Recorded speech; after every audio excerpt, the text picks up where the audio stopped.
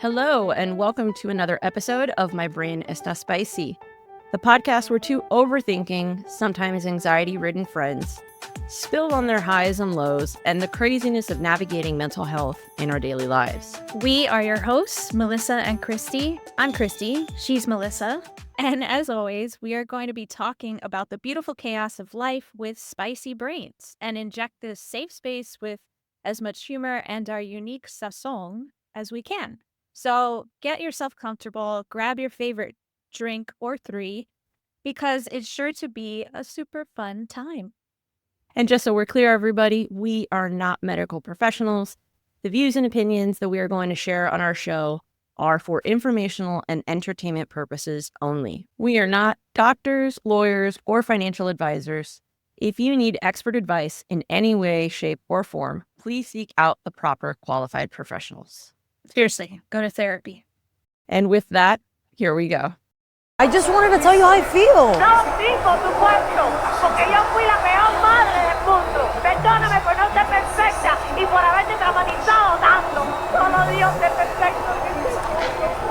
All right, everybody, welcome back. Christy and I are here. We are excited. We are so sorry we've been gone for a few weeks. Life.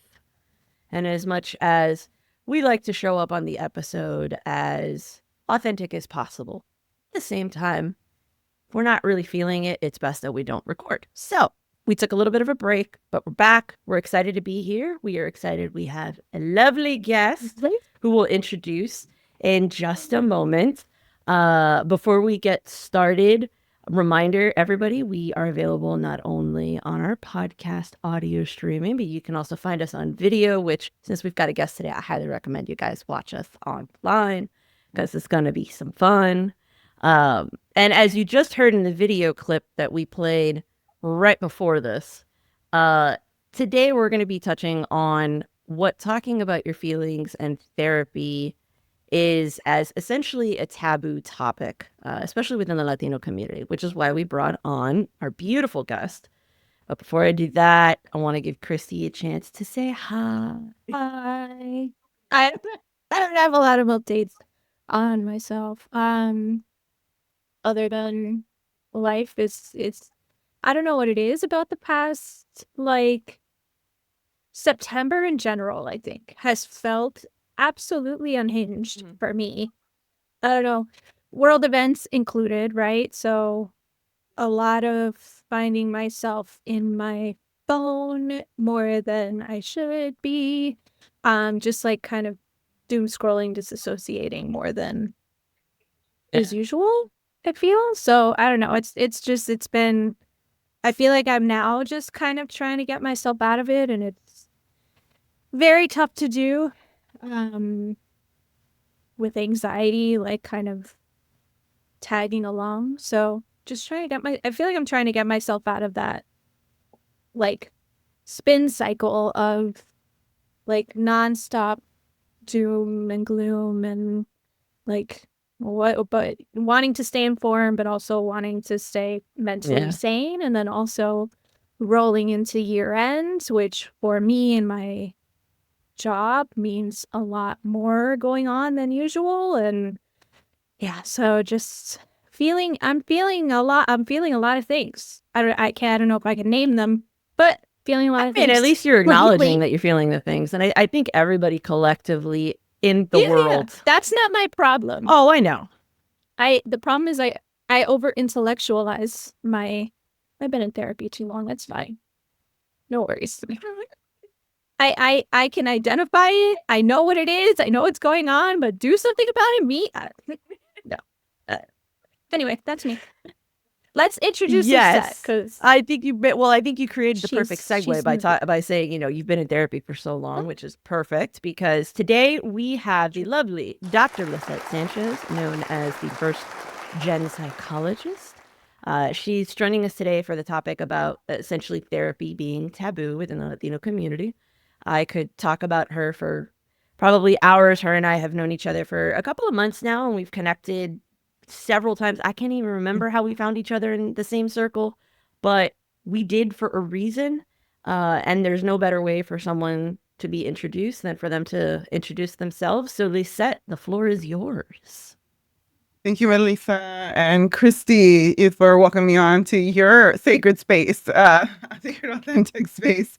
So I think as I was listening to you both, share your brief updates, I was thinking, I'm like, yeah, these are the vibes. Like we show up, and so let me share who I am. So then what I wanted to say makes more sense. So I'm a psychologist. So that's where the doctor title comes from. I have a PhD in counseling psychology. And I'm also a speaker. I speak on mental health, wellness, basically on the intersection of mental health, wellness, and culture for big corporations, nonprofits, universities. My goal with speaking is just to increase the impact of the passion that I have around destigmatizing mental health and also helping people connect with their tools for wellness.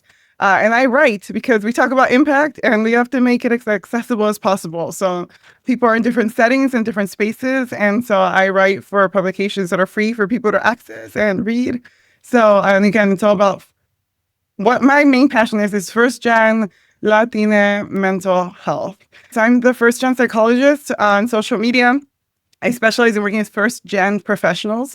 So people often ask, what does first-gen mean? And so it means a lot of different things to a lot of different people. In the context that I talk about being first gen, it's when you are the first person in your family to go to college or your first person in your family to hold a professional role. So that can be an immigrant or a child of an immigrant. It doesn't dictate your immigration status to the United States, because that's a bit different and that gets confusing for folks. So that experience of being first gen is something I'm really passionate about, because as first gens, when you're growing up in between these two cultures, you're often receiving these messages that tell you that you need to shrink a certain part of yourself in order to be successful, in order to be happy, in order, to whatever dream you have be possible.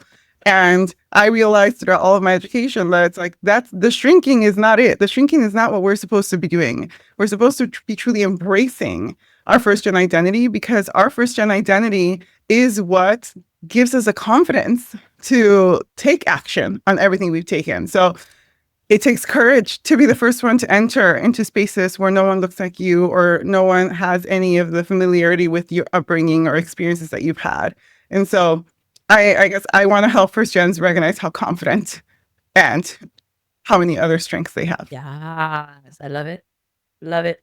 I wish you could hear the Awesome. snaps, although I'm not really snapping very well today. But yes, absolutely. Which I think is one of the reasons why today's topic with you is like really perfectly slated, because especially within our community, but I think this theme really is very much prevalent in honestly any multicultural community, even within the Anglican community, like the Anglo-American community. It's also prevalent, right? Because just in general, therapy, at least within this country, which is something that we often say, because this isn't necessarily the case in other countries, but definitely for us, therapy is something that, to use, one of the nuggets that you sent us before the show, therapy is something that we just don't talk about. Like talking about our feelings so often in our families is frowned upon. So kind of where I wanted to start for today is individually for each one of us. And I'm interested in hearing, Lisette, kind of where it came from you,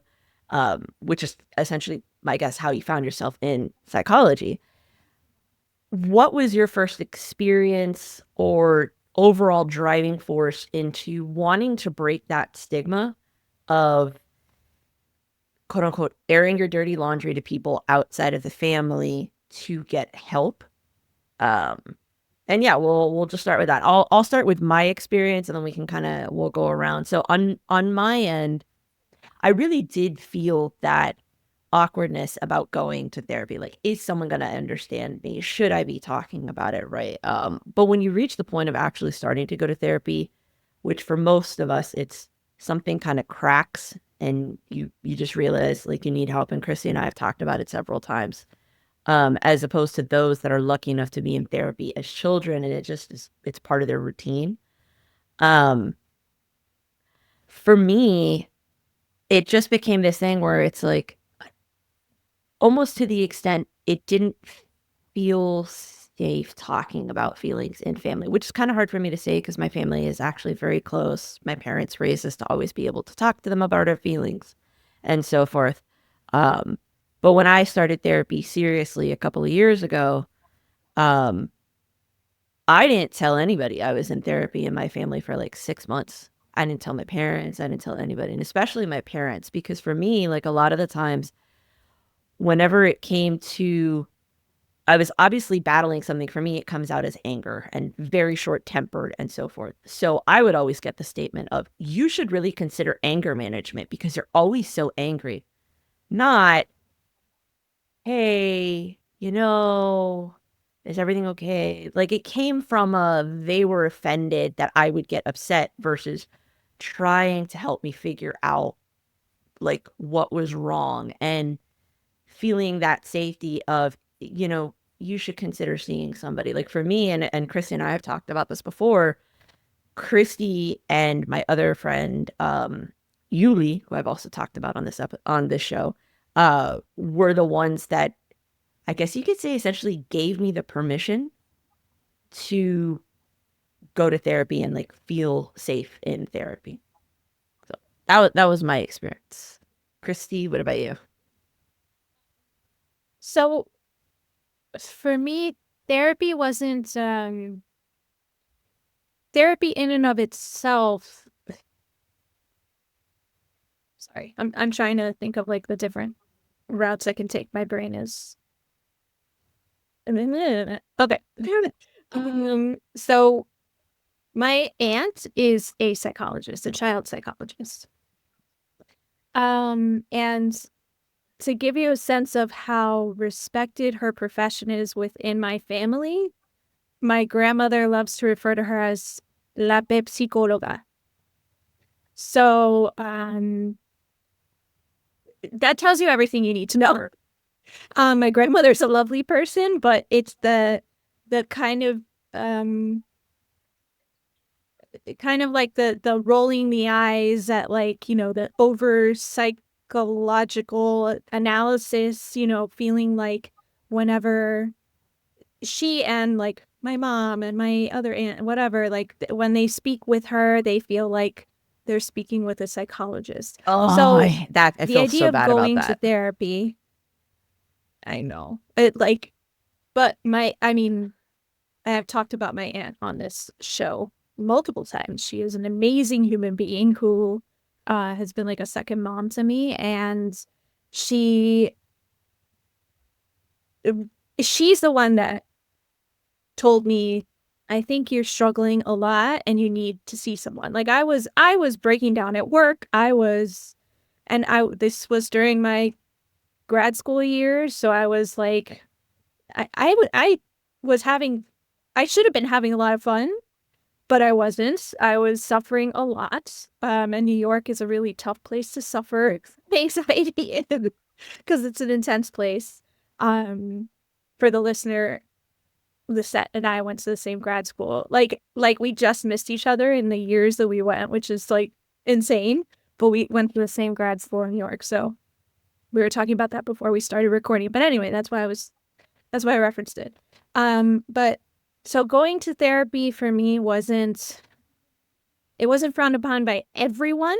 Like my aunt really pushed for it, but the rest of my family was kind of like, well, I guess, she's not really doing well. They knew I was suffering. I was like not eating. They knew I was like not okay, but they didn't know how to help other than being like, don't think about it too much. Like, don't think about it so much. And I was like, that's not how that works. So, so for me going to therapy, it was like, I had a lifeline, and being that lifeline for someone, can change that person's life. And for me, my aunt changed my life in that way, when she got me into therapy. And yeah, I don't know if that answered the question. No, it does. But that's my experience. It definitely does. Lisette? Yeah. And I haven't stopped ever since.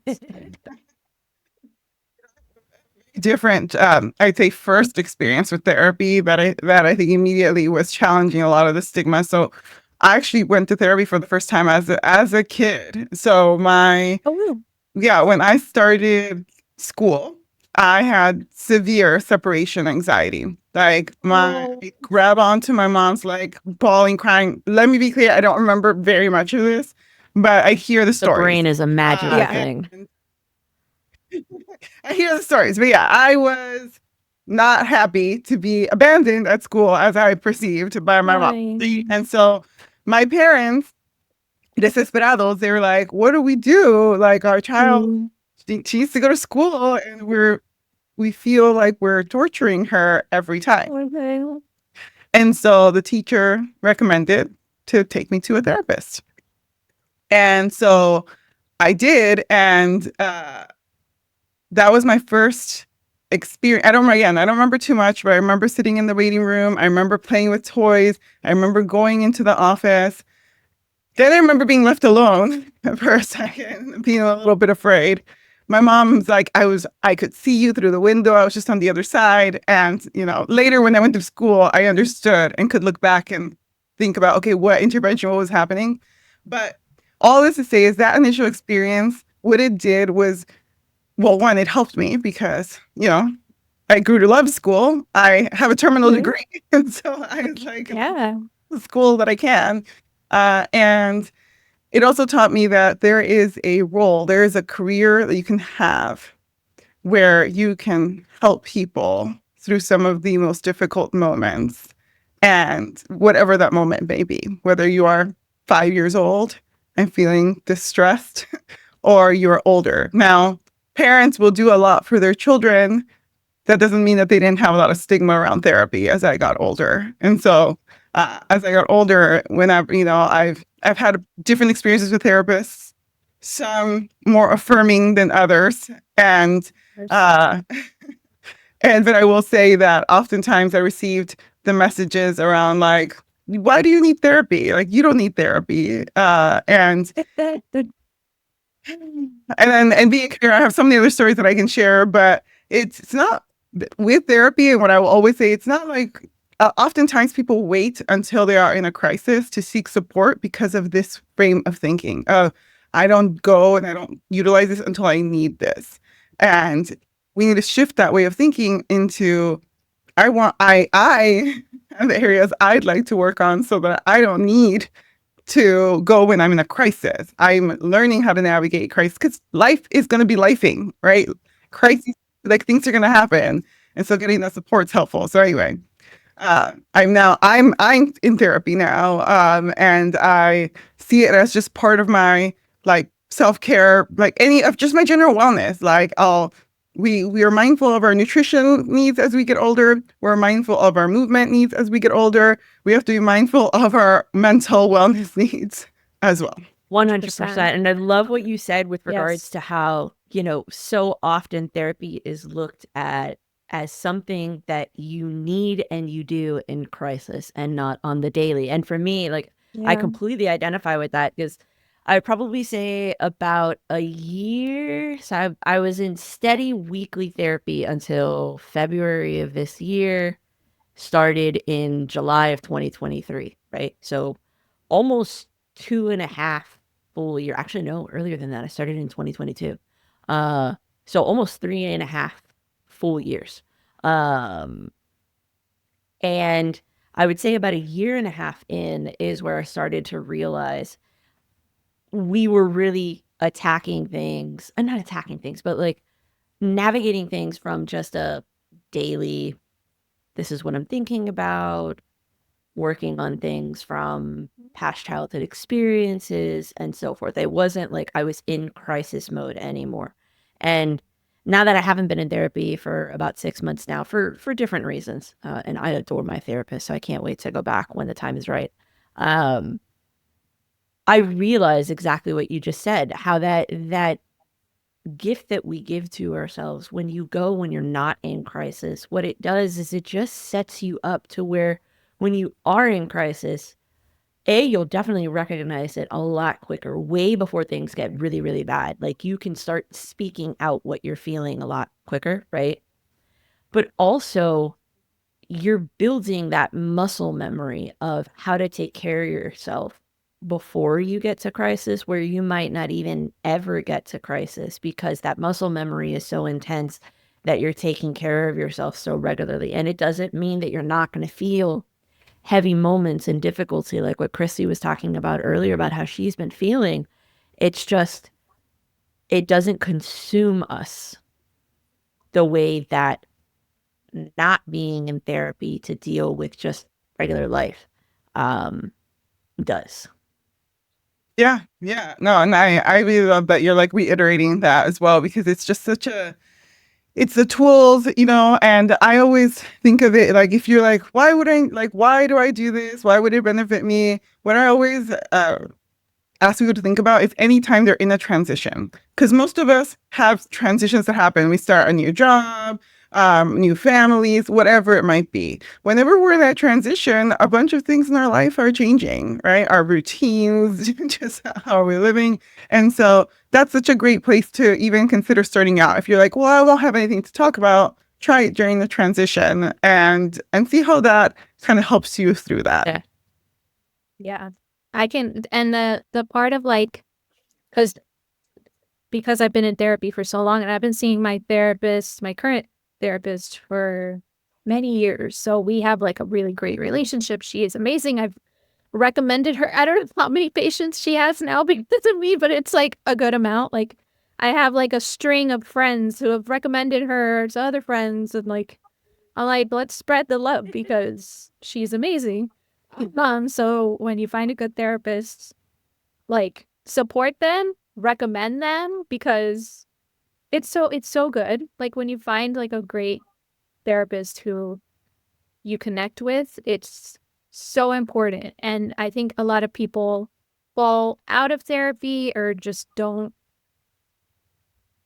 feel it working kind of thing because they don't connect with the person or whatever. And there's so many different reasons why they could, I don't know, like they're human beings. Like a therapist is a human being too. And you have your own like, biases and your own backstory. And sometimes the sense of humor is not matching or whatever.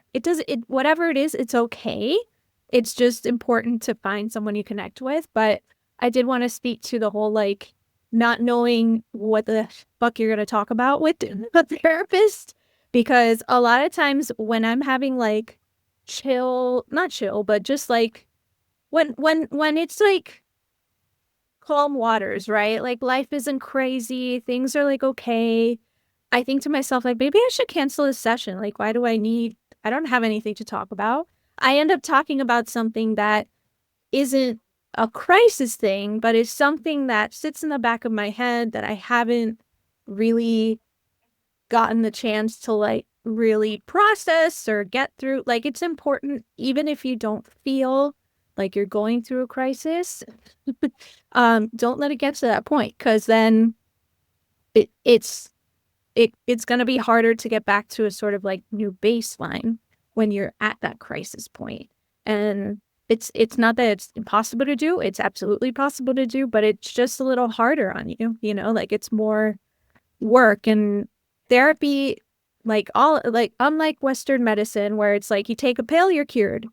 You're not going to be cured from therapy. Like it's not and this is my own experience, like it's not the be all end all. It's an amazing tool to have, and it helps you build your own tools, but it's not a pill that you take and you're all better. It takes work on your part too. So anyway, I've talked too much. Please. No, but I think you brought up a really good point with regards to, therapy not necessarily not just the end all be all, but it's also not just a magical fix. And I think that also plays into why within certain cultural makeups, therapy is viewed with a certain stigma, because there's this understanding of if something's wrong with you, go get it fixed, right? But the fix has to be immediate. And especially within Latino families, like if something's wrong with you and you don't get it fixed right away, like it's a constant, like, are you okay? What's going on? Have you tried this? Have you tried that? Like it almost feels like you're constantly Have you been to being interrogated. And that travels with you into therapy, right? But with therapy specifically, like you mentioned, it is a process. And at least for me, what therapy has taught me, and Lisette, I'd love to hear how you approach this with clients, is therapy allows you to see yourself as a constant work in progress and not be afraid of that, not let that make you feel bad, even though, and I can speak because I remember at one point I was in a session and I was just melting down. Like it was one of those, my brain was just breaking in half, right? And she's like, "Well, what are you feeling?" And I'm like, I'm just dying to find a moment where I'm not fucking having to fix something. I am exhausted about constantly having to go through this and go through that and figure this out and figure that out.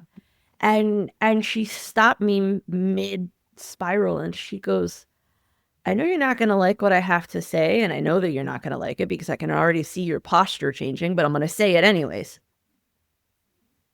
That's what's going to happen.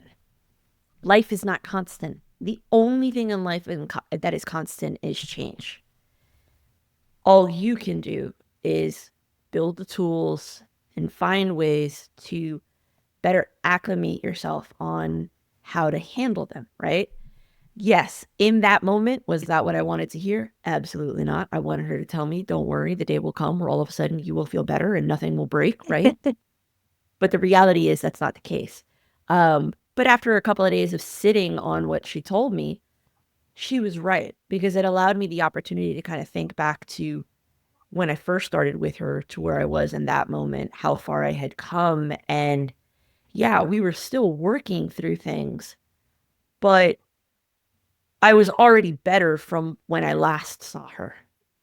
So like focusing on how transition is just a natural part of reality is something that I think more of our culture needs to embody, to where not everything has to be fixed right away. Yeah. Yeah. Not everything has to be fixed right away. And so I want to touch on something else that Christy said before I touch on this kind of like pressure that we feel to put tie a clean bow on everything.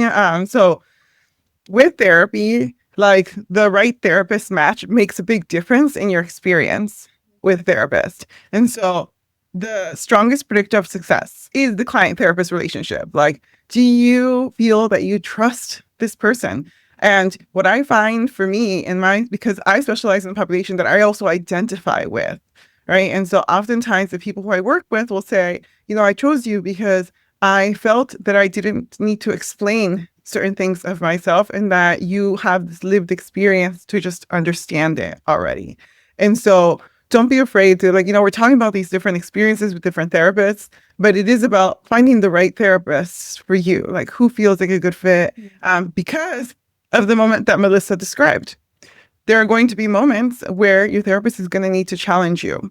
And if you don't have that trust, that inner trust of I know that this person has my best interest in mind, I know I can trust their judgment, then you know what, Melissa, it could have been really easy to be like, who does she think who do they think they are? Yeah. This to me when I'm there overwhelmed. Like, why can't they tell me it's gonna be okay? Isn't that their job to make me feel better? And so, in the same moment, it's our job to help you gain clarity on whatever is going on, to helping you with the decision making in the process, and your long-term wellness overall. But sometimes it doesn't look like that immediate relief. Sometimes it takes time. You have to sit with it. And life is about sitting with and moving through discomfort time and time again. Yes. Oh my God. Yes. And So and true. on the note of finding therapists that you connect with, I'm glad that I'm glad that Christy brought that up. B, I'm glad that you kind of reiterated it. And I want to push any of our listeners that are on that are listening to us or watching us on YouTube that are considering looking for a therapist. One of the best pieces of advice that I got from a friend of mine with regards to looking for a therapist: understand that you are interviewing them just as much as they are trying to learn about you and how they can help you. It is very rare. And I'm saying it's rare because I know it happened to me. And when I mentioned it to my friends, they're like, oh crap, it clicked right away. It's very rare that you find a therapist that works for you on the first visit. And one of the best pieces of advice, I got 2 pieces of advice from 2 different friends. One, give the therapist at least 3 sessions, because the first one, you're both going to be awkward. Like it's like a first date. It's going to be awkward. They don't know anything about you outside of your intake form. And even then, the intake form doesn't bring the color that an in-person or a virtual on camera brings. So there's that. 2, as you start working through those first couple of sessions, that's where your personality starts to come in. That's where their personality starts to come in, right? And then the third part is ask questions to see if it fits, which is what you were pushing, Lisette. On mine, I remember I went in, I actually had like an interview questions worksheet for a therapist because I was so committed to, I wanted to find a therapist because I knew I needed help. So I put in effort before my appointment. I know a lot of people don't do that, but I did it for me. I'm very type A, so that should not surprise anybody that I did that kind of homework, but it worked for me, right? Because I asked very specific questions to my therapist. I know technically therapists are supposed to be non-biased and apolitical, but depending on how you answer certain questions, you can find out what direction a therapist might be leaning. So I asked questions around like how does she navigate social justice issues? Does she see patients that are LGBTQ identifying? Not because I am, but because if they have that layer of understanding, there's just a more broad general view of the world. Was she faith-based? Even though I'm not necessarily practicing my faith anymore, she's able to understand where I come from. I would have preferred somebody who was Latina, but I couldn't find a Latina therapist in my area that even just online presented as in I really was going to connect with her. But she's Italian. So I'm like, okay, there's a little bit of crossover with regards to how larger Italian families operate, Hispanic families operate. So we found a way where I was like, you know what? I think I could trust her. By the third one, I was like, all right, I think this works. Most people won't have that. And then we'll move on to the next piece. The last thing that I would also say when it comes to figuring out if it's a right fit, if it's not a right fit, don't be afraid to tell the therapist when they go to ask you, okay, why don't we go ahead and book another session or so on and so forth. Be honest. But if it doesn't feel like it's working for you, let them know, I really appreciate the help. But I'm not really feeling like this is working for me. Is there someone else that you could recommend? Or if you don't want to ask them for a recommendation because you don't feel comfortable with who they'd recommend, you can just say, I'm okay, I'd rather not reschedule, I'll reach out. And then you go look for somebody else. Like, don't feel like because you start with one person, you have to see it through. It could be the best thing for you to find someone else. Because like Lisette was mentioning, the therapist-patient relationship is one of the most sacred things out there. And if you don't have that trust there, you're not going to be able to break through certain things that you never really knew you needed to break through because you'll never feel comfortable and safe enough to touch on those topics. All right. So moving on, the next thing that I wanted to touch on. It was well said. You're it. I'm done. All right. We could just wrap there. Like, bye. No. Yeah. Okay. Sign off. Just kidding. No, so there's 2 other things that Lisette had given to us as like things to consider for today. And one of the ones that I loved that you brought this up, which is this concept that respect doesn't equal silence. Whereas we, especially within the Latino community, not all families, but many families, this idea that, oh, we don't talk about what happens in the family with other people, right? And you presented it, Lisette, and I definitely want to hear your thoughts on this first, about how, families equate silence with respect, and in the reality, it can actually make things worse, right? But the irony of that, especially within the Latino community, and Christy and I touched on this before the call, is sure, they don't want us to say it outside of the family, that doesn't mean the inner family chisme circle isn't talking about it for you, which can be a whole nother slew of discomfort and wound deepening, because how do our family and our communities expect us to want to keep it within community, to heal within community, if we're not even respected from one family member to another? That trust and what that doesn't look like. Yeah. So the two things, right? The respect, the belief that respect means to be silent, right? And so like I think of the image of your elder does something problematic or says something problematic to you. And I'll give an example. I have a family member who has, and you know what? I'll say that a lot of people, we have these different personalities in our families. This is the personality that's always being super criticona, right? She's gonna criticize you for everything. Always has, and like we all, maybe there's a cousin and whatever, but there's or uncle, I don't know, but there's someone like that often in most families. You're nodding. Yes. Right? Yeah. So when I was younger, right, I would hear this family member say things to me. They'd say things to me, and sometimes pretty nasty things. Like, I remember one time I came home from college. There was like a holiday or something. We all went to have a barbecue, a nice family gathering, right? You're ready to have your carne asada or whatever your family does. You're like, we're here having our food, having a good time. We're just chilling. And out of nowhere, here comes the out-of-pocket comment.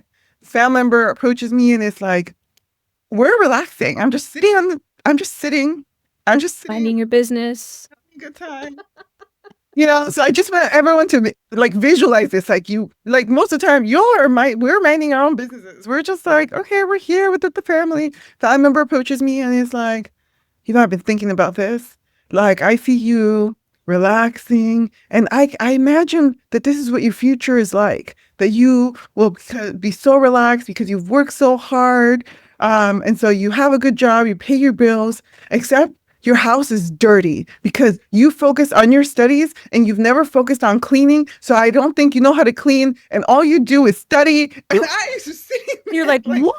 What? That's some projection if I've ever heard it. God damn. Mind you, this is on the break from college. I think I must have been like 18, 19 years old.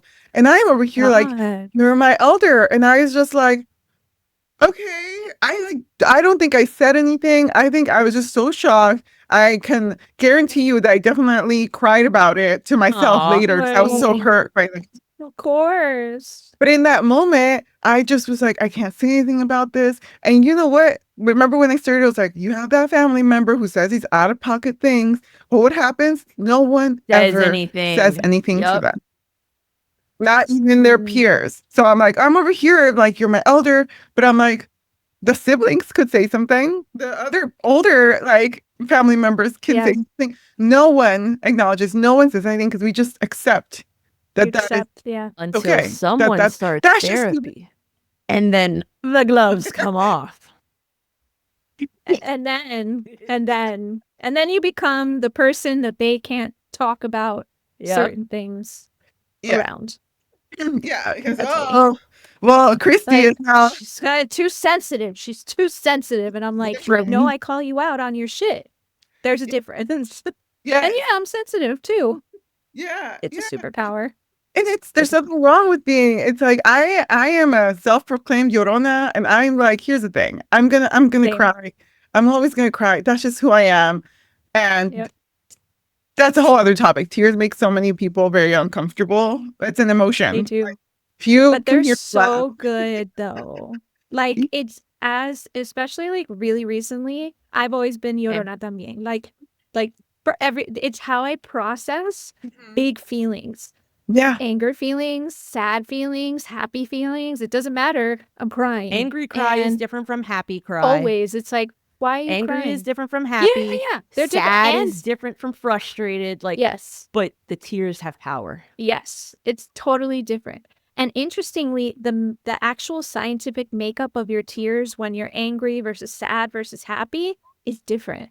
So you're literally crying different Ooh. tears. It's Well, really I didn't interesting. know that. I have to find the science.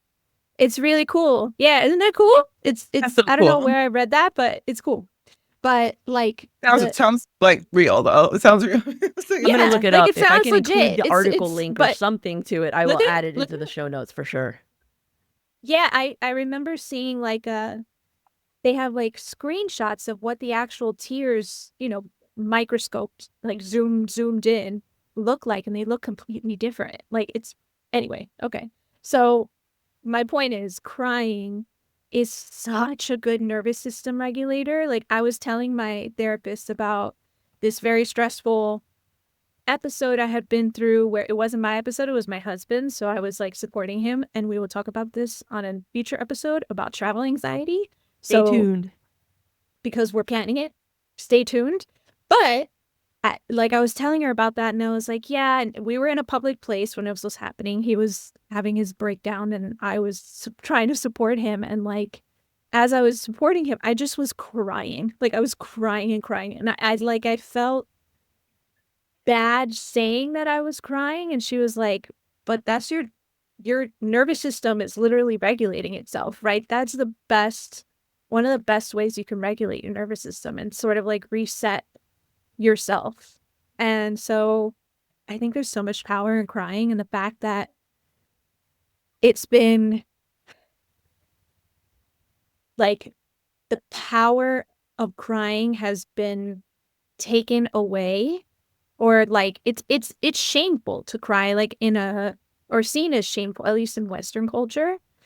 And also in Latin culture. I mean, you're like, I think crying in Latin culture for happy things is fine.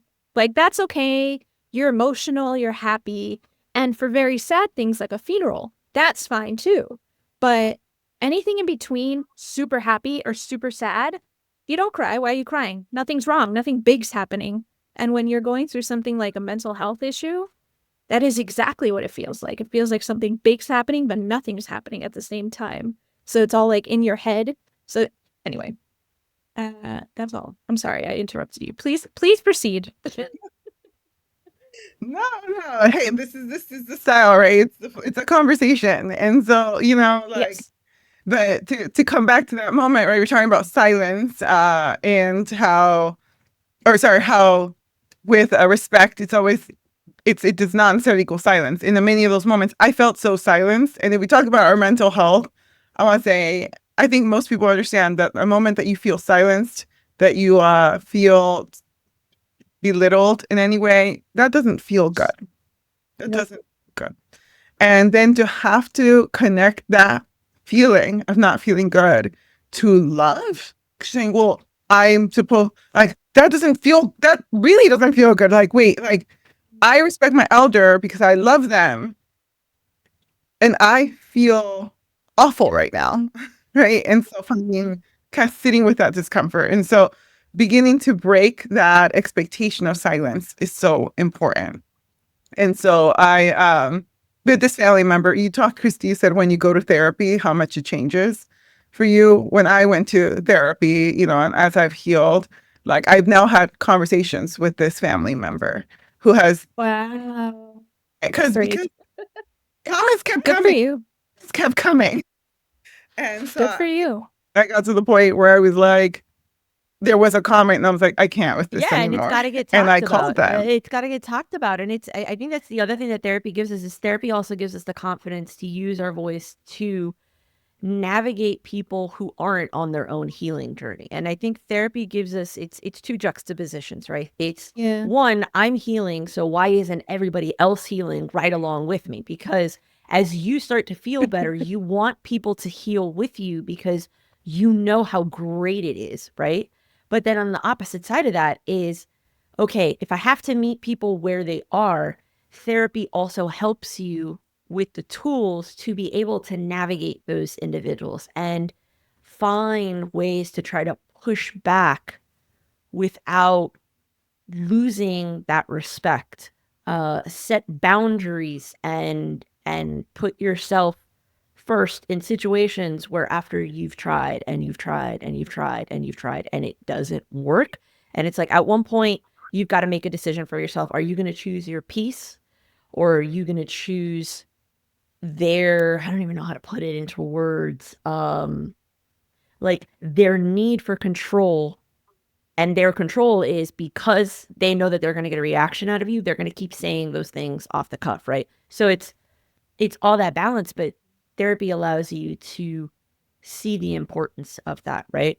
And on that note, when you mentioned like with the off the cuff comments, I think that also plays into that second point that I had mentioned earlier about, okay, we're not allowed to talk about it outside of the family, but then within the family, God forbid you say something to someone and you show them the trust of, I'm going to talk to you about this and I'm just talking to you. Like, what gives you the right to then go talk about this to somebody else because you feel you can't handle it or you want to fix it? Sometimes I don't need you to fix it. I just need you to, like, it is what it is, right? But I think that's also a part of why oftentimes therapy is so frowned upon. It's because as a culture, we want to keep that control over, no, we're just going to talk about it amongst ourselves. But you're not healing anyone when you do it. Yeah.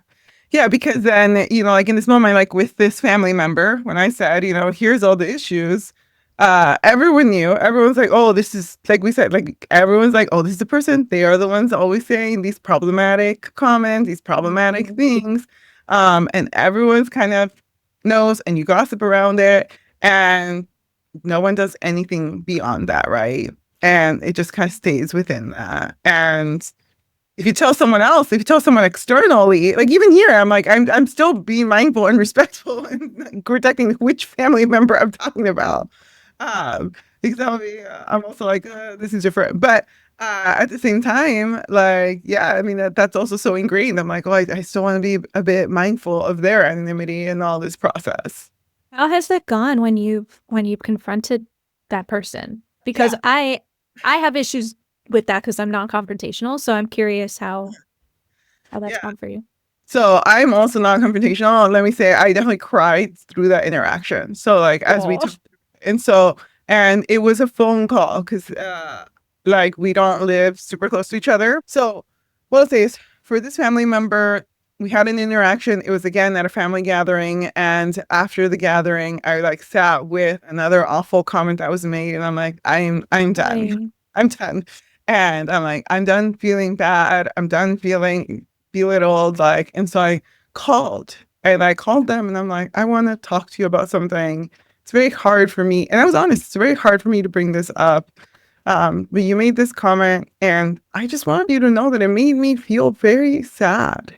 It made me feel, and I just shared how I felt about what they said to me. And that was it. I was like, I just want you to know that your words hurt me. And like, I think my expectation was just like, I just need her like to see my truth because I'm tired of to hear you. Yeah. And she was actually very responsive to it. She was just like, and here's what they were. She's like, I know that sometimes I can say things and I don't even realize that I'm saying them at times. And then I was met with the love and care, right? I don't mean to hurt you. I think the world of you, whatever, like very, very, very sweet. And just like, and I'm sorry that what I said made you feel that way. And thank you for telling me. And this conversation actually happened, I guess, like within the last, it was right before the pandemic. So probably like, let's say 6 years ago. This is obviously a family member I've had my whole life. So this is, 20, or how old was I? So it was like let's say 15 years after like, it's been, when I think of that first memory I shared. So this has been a lifetime of like comments in the making. And this is when I finally found my courage to speak up. And that's all it took. That's all it took. Like now, okay, does this family member occasionally still make problematic comments? Do I hear them? Yes. But now it's different. Now it feels easier to bring it up because I did the hard part of bringing it up that first. Thing. That's amazing. Yeah. Good for you, man. That's awesome. Now, can I ask, That's great. On the topic of like what it looks like when the family talks about it, 2 questions. 1, does anybody else know that you stood up to her? 2, have you heard Yeah. whether or not she has shared it with anybody else to where like it got back to you in a negative way? And how did you navigate that? I'd say that didn't get any. So answering your second question first is like no negative comments came back to me, but so I appreciated that. But now I'm really trying to remember the timeline of when this happened because it was so close to like so much other stuff happening in the world. The blip that is COVID. So I'm like, there's lots of external factors that could have also COVID also shifted how we think about family, how we think about certain things.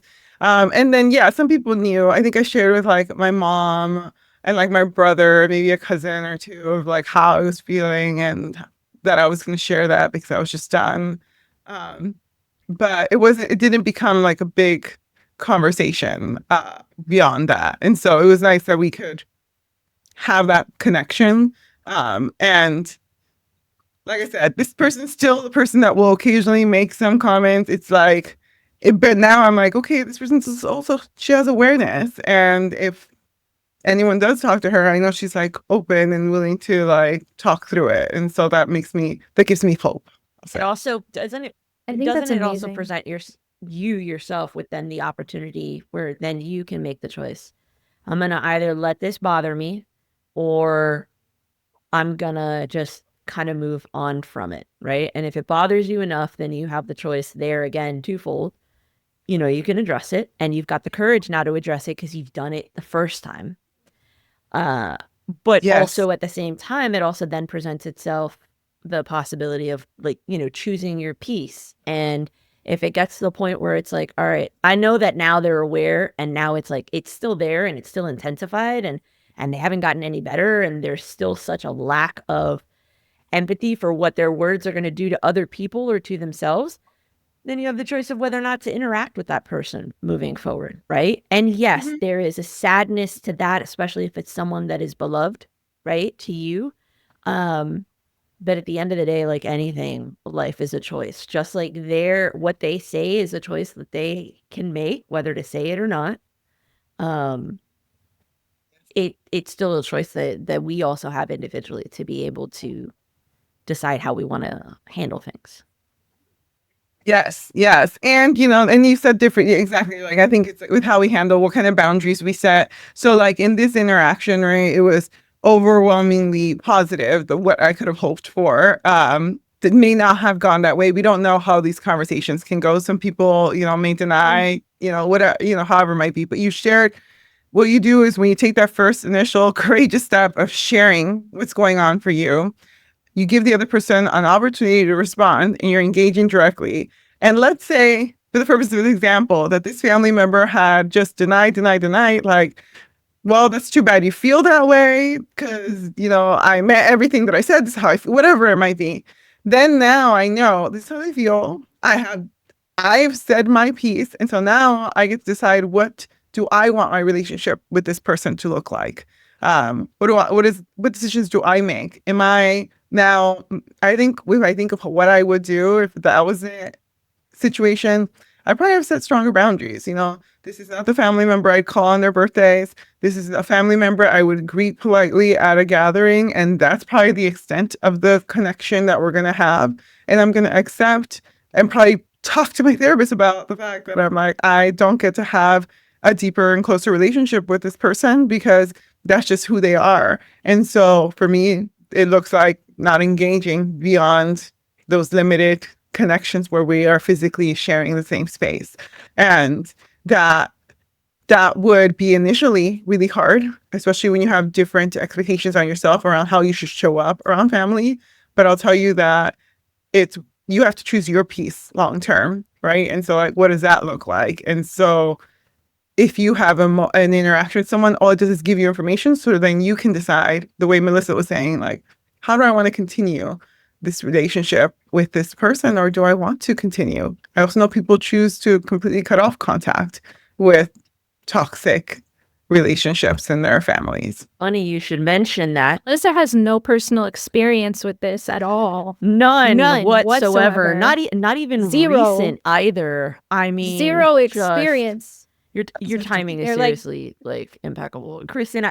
It really is odd. I'm like, I prepped Christy for this just in case because of the topic that we were talking about. I was like, there's a small chance this is gonna come up, but I don't think it will. But just in case, and it did. And I love Christy because she calls it out in her sarcastic, humorous sense. I've been waiting to say that for like a half hour. I'm like, So Melissa? yeah, so I resonate with that immensely. And I am glad that you did bring up like how it can be looked at if, you know, it's received negatively, right? And it goes in the opposite direction and you set a firm boundary of cutoff. That is something that I'm in the process of actually navigating myself towards somebody on my husband's side of the family, because just different things that have come up and I've just reached the breaking point. And funny enough, I think another thing that therapy teaches you, right, is it also teaches you not only how you want to see yourself, how you want to receive love, how you're worthy of love and respect and consideration for how you are as an individual being, but it also points out to you how you see the world for those that you care about and those that you love for yourself. And what you wouldn't do for them, you wouldn't want others to do to them, right? And that's unfortunately where I've found myself in my preparing to go no contact for the foreseeable future, in an attempt to not just protect myself, but protect my husband, because the said interactions, and I'm not saying who for a very good reason, because that person doesn't know yet. So I'm trying to leave it as vague as possible until the situation arises that they're going to become aware. But it's more so how I become watching this person treat my husband in a certain way. And I'm like, oh no, no, no, no, no, no, no, no, no, no, no, no, no, no. We're not going to play those games. And I've spent a long time just kind of swallowing it and not saying anything for the sake of keeping the peace for him and for the family. And it just got to a point where I think it was building. And the last time that I interacted with this person, it just really became abundantly clear that the healthiest decision to make was to make a break, to preserve myself, to preserve my relationship with my husband, and to allow him the opportunity to be able to exist in that relationship without having to have it on the back of his mind. What does the dynamic do to us? And I think for those that are listening, the reason why I bring this up as something that should always be brought to mind around boundaries is boundaries sometimes isn't just for yourself. Boundaries is sometimes for other people that will indirectly affect your space and your peace.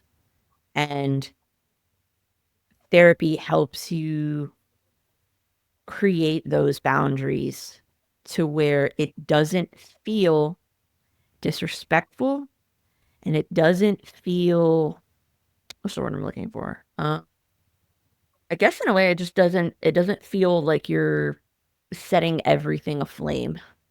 Like it's just, you realize this needs to stop and you make the decision, and there's going to be fallout and you prepare yourself for that. But I think when you reach the point of doing no contact, it's a decision that's never made lightly. It's usually something that's building. And when you get to that point, you are fully prepared for how it could go in either direction. The person may change and you basically start from scratch, or It goes in the completely opposite direction, and that's just it.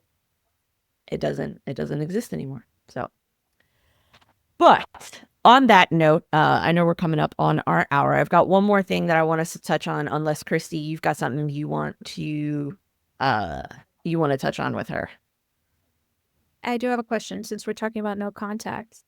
I feel like my observation is our generation is, whether you're a child of immigrants first gen or not, I feel like because we have more therapy and its tools are more available in the mainstream because of social media than it used to be by far.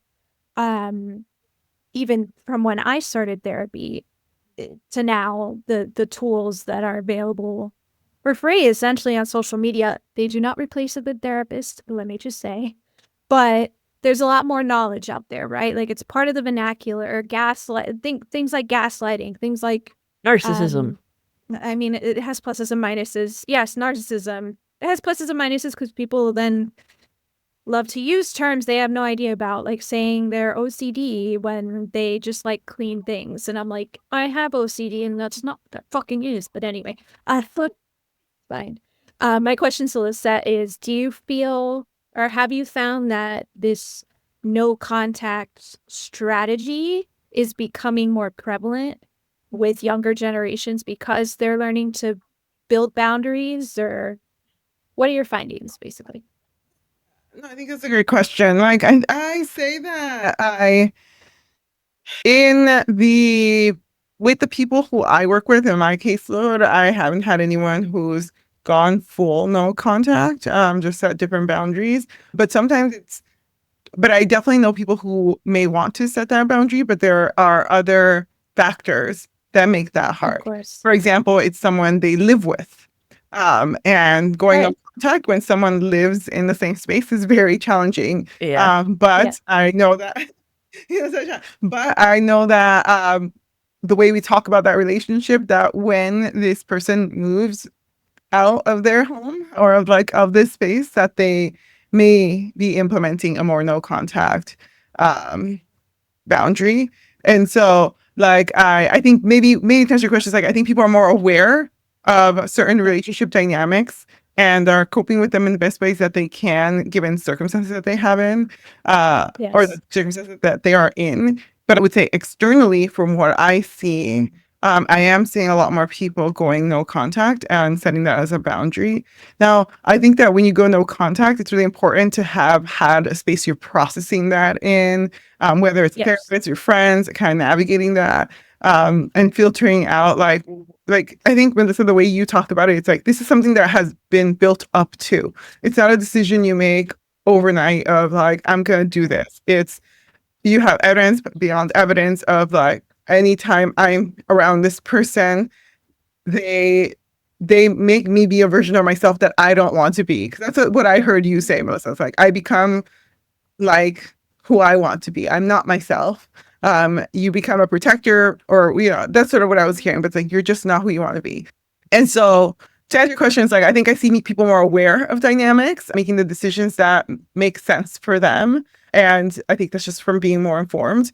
However, I also think that there are some people, because of the how accessible and available this information is, that sometimes misinterpret boundaries or no contact and what that looks like, and will use it as a avoidance tactic. And so I'm big on, it's it's okay if you're choosing to go no contact, but make sure you're clear. And it's not just because having a conversation around it makes you uncomfortable. You have to talk through or share, I'm not gonna, you have to actually set that boundary. Oh, absolutely. Person, right? So, absolutely. I think if that wasn't clear on my end, that I completely agree with that. I think a lot of the times, I think Christy touches on a topic where I think some people feel that people go no contact because they don't care and they don't want to try. And that's why I made the statement before where I'm like, it's not a decision that's taken lightly. It is done because it's to a point where it's no. And I think what a lot of people who are on the receiving end of a no contact, they take the wound so close to not want to understand that the decision is made because someone is tired of trying. And at least for me, that's essentially what's happened. I'm exhausted. I'm tired, and Christy knows this about me. I talk about it all the time. I'm all about telling people to give themselves their own peace. Take yourself out of situations that don't allow you to feel like yourself, like your whole self, don't allow you to feel safe, don't allow you to feel comfortable. You don't have to stay in anything that does not feel good to you, right? And if you know deep down you have done everything that you can, and you have given so much consideration to the individual, or individuals, if it's multiple, if it's a family, because there's people who cut off their entire families, right? If you know you've done everything that you can and you reach that decision, that's the part that I wish those that are on the receiving end of a no contact initial boundary would be able to take a step back and realize that. But unfortunately, like we talked about earlier in the episode, healing is an individual thing, and you can want someone to heal all you want, but if they don't make the decision for themselves, it's not gonna go anywhere. So, all right, on that note, I'm gonna go ahead and wrap us up. But before we do that, we are going to kick off a new segment that we're going to start introducing into all of our episodes. And since we've got a guest, I figured this would be the great time to do it. So we are going to do what I am calling spicy questions from Cristo. So what I've done is I've got a pool of randomized questions, everything from funny, sarcastic, thoughtful, enlightening, you name it. Got them in a randomizer. And we're going to each get one. I haven't read these questions. I read a sample of like 2 or 3 just to make sure that the questions felt good and they weren't like too off the wall. So I'm going to press the randomizer on my end. And Lisette, as our guest, I'd love, if you're open to it, you get to be the first one. Are you okay with that? Let's do it. It's All right, fun. let's do this. Yay. Clicking to spin. Oh, Let's see what comes up. All right. Do you believe in destiny or just vibes? I was not sure what to expect with these questions, but I love this. In destiny or just vibes? Ah, man, I hate that I have to choose between, because as the therapist, as the person that I am, look, I feel I have a belief in both of these, but I think destiny can be changed. So you know what? We're going with vibes. I believe in vibes. I think you follow your vibes. And with that, I'm going to lean into intuition. I think we all have strong intuition, which is really just like our core survival instincts that tell us how we feel in certain spaces and whether to trust how we're feeling in certain spaces. So I'm going with vibes. If the vibes are right, we proceed. If the vibes are off, we pause and we are cautious. Ooh, I like that. Okay, cool. All right. That's Chrissy, very you ready? good. Yes. I'm gonna spin it again. Oh, okay. Here we go. If you could text your future self one sentence, what would it say? Where do I get these amorphous ones?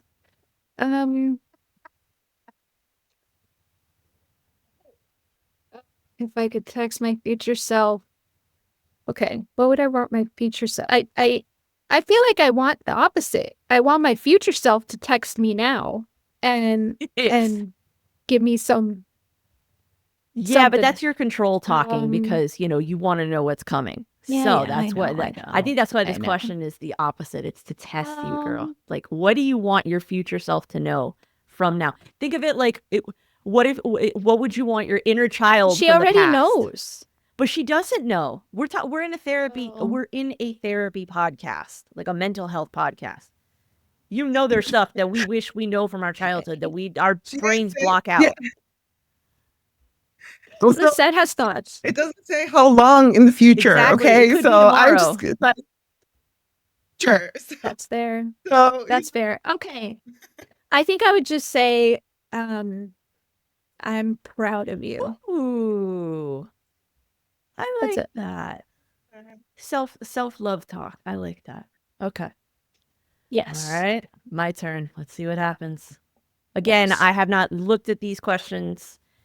All I did was a spot check when I was first generating them. So I don't know what's coming up. So let's see what I get.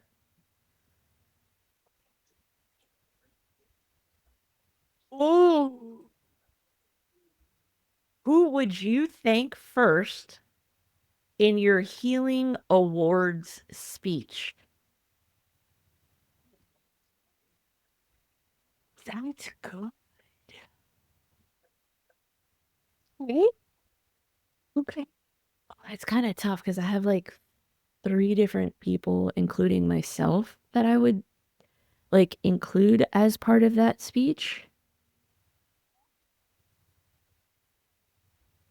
But no, I'm gonna go with my first gut, and I've talked about it before, and I think I mentioned it in one of our last couple of episodes. Actually, it would have to be my girlfriend Yuli, specifically in this context of like healing awards speech. It would have to be my girlfriend Yuli, because she's the one that not only created the safe space for me to talk about what I was struggling, but she was also the one brave enough to say, I'm not equipped to do this.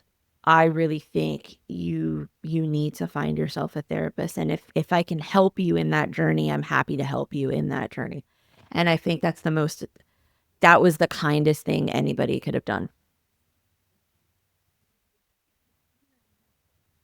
I love that. Pretty sweet. Alrighty, folks, thank you all so much for joining us for another winding episode, but we really enjoyed it. Thank you so much, Dr. Lisette, for joining us. We really enjoyed this conversation. Yes. We will definitely be bringing you back. So if you have any other topics you want to join us on a call, definitely just let us know, and we will bring you back for another episode. For those that may be interested in learning more about the work that Dr. Lisette does, definitely check out the show notes. I will include information on her bio, where you can find her online, where you can follow her on Instagram. By the way, her Instagram is a lot of fun. I follow it. I enjoy it. And as always, for us, remember, you can reach out to Christy and I on Instagram at mybrainist.spicy. You can also follow us at the same handle at mybrainist.spicy on YouTube to watch videos, including additional shorts that we put together for you all. And if you've got any tidbits, ideas, comments you want to share with us, you can email us at thespicybrainpod@gmail.com. Thank you all very much for joining us again today. We appreciate you. We send you all the love. Have a great week. And may your brains be just a little bit less spicy. Your tummies too. Thanks, Lisa. Hey there. Thanks for tuning in. We appreciate you hanging out with us on this mental health ride. If you've enjoyed this episode, don't forget to like, follow, comment, and share My Brain is Spicy with your fellow overthinkers, because the more the merrier in this Spicy Brain Club. If you're curious about any of the hacks or products we've mentioned, check out the show notes for links. Catch you next time. And until then, may your brain be just a little bit less spicy.